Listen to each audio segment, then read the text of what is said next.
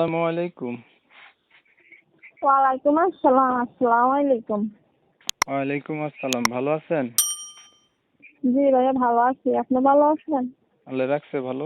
আপনার নাম কি ভাই? ভাই আমার নাম মারিয়া। মারিয়া আপু, দেশের বাড়ি কোথায়?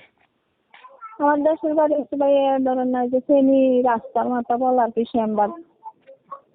শ্যামবাগ রাস্তার মাথা। জি। বাসায় কে কে আছে আপনার?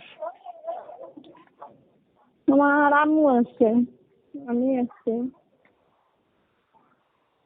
আপনার মা আর আপনি, আপনার বাবা নাই? জি না, বাবা নাই, বাবা মারা গেছে। ভাই বোন নাই?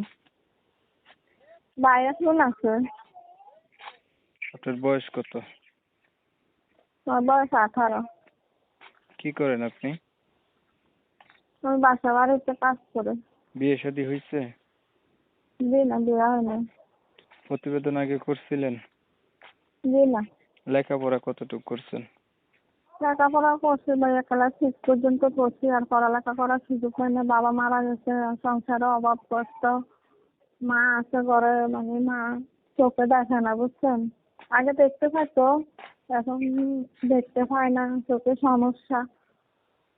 তাই আমি নিজে বাসা স্কুলে পড়ালেখা ছেড়ে দিয়ে বাসা বাড়ির কাজ করে কোনোরকম চলি আর কি। কতটুকু পড়ছিলেন? ক্লাস 6 পর্যন্ত পড়ছি। এখন বর্তমানে বয়স কত আপনার? বর্তমানে এখন আমার 18 বছর শেষে 19 চলতেছে। বিয়ে হয়েছে? জি না, বিয়ে হয় নাই। এই যে আপনি প্রতিবেদনে আসলেন, আসার কারণ বা উদ্দেশ্য কি ছিল? আসার কারণ হচ্ছে সবাই বলে যে কি প্রতিবেদন করলে নাকি পাশে টাকার মতো লোক পাওয়া যায়, ভালো জায়গায় বিয়ে হয়, যৌতুক টৌতুক লাগে না। তাই এই কারণে প্রতিবেদন আইছি, যদি যৌতুক ছাড়া কেউ বিয়ে শাদী করতে চাই বমু। আপনার আগে বিয়ে হয় নাই?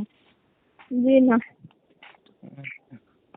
এখন যেটা কথাবার্তা বলছেন, আমার অডিয়েন্সরা যদি ফোন দেয়, এটা থাকবে না অন্য কিছু হবে?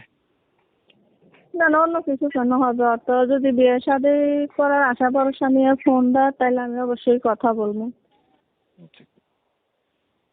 ছবি যেটা পাঠাইছেন আমার কাছে, এটা আপনার ছবি? জি, এটা আমার ছবি। উম, আর কিছু বলবেন আপনি? না ভাই, আমার আর কিছু বলার নেই। কি যেন নাম বলছিলেন আপনার? মারিয়া। মারিয়া, আপনি ভালো থাকবেন। প্রিয় দর্শক শ্রোতা, আপনারা শুনছিলেন মারিয়া নামে একটি আপু আমার সাথে কথা বলছিল। উনি তো একটা চমৎকার সুন্দরী। দুর্ভাগ্যের বিষয় হচ্ছে উনি খুব গরিব অসহায় একটা মানুষ, ওনার বাবা নেই।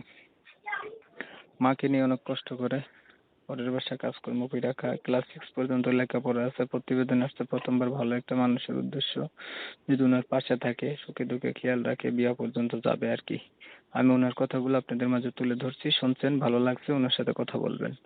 অনেক সময় নিয়ে আমার সাথে ছিলেন, সবাইকে ধন্যবাদ। সবাই ভালো থাকবেন, সুস্থ থাকবেন, আল্লাহ হাফেজ।